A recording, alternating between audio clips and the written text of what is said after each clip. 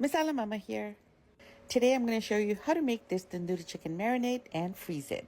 And in my next video, I'll show you how you can cook this. I'll post the ingredients on the screen. In one bowl, you're going to mix together all the spices except for the yogurt. And it's really important that you use fresh lime juice or lemon juice. The bottle kind is okay if you don't have fresh. Also remember, this is a lot of chicken and you need all this masala. Once you've mixed everything up, you're going to start dipping your chicken pieces. Here's the tip. Make sure your chicken is washed and patted dry with paper towels. Thoroughly coat your chicken, then add yogurt. Please read the caption. The yogurt is going to give the chicken some moisture when it's cooking. I like to place my chicken pieces on a tray, freeze them, and then take them off and put them in a freezer bag. This chicken is mild. To make it spicy, you can sprinkle the top of the chicken with crushed chili flakes. Freeze these pieces, and now I'm going to show you how you can store these.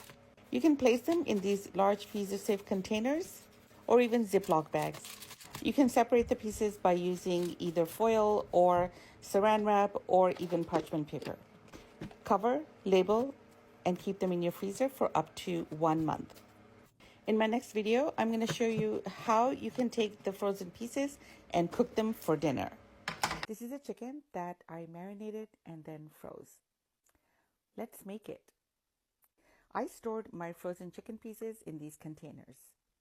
They are freezer safe. Take out all the pieces that you need. If you're taking it out in the morning and cooking at night, keep this tray in the fridge. Or you can leave it on the counter for an hour. They will thaw and then you can just place them in your air fryer.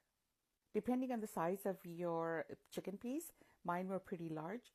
400 degrees for 10 minutes, then 350 for 8 minutes.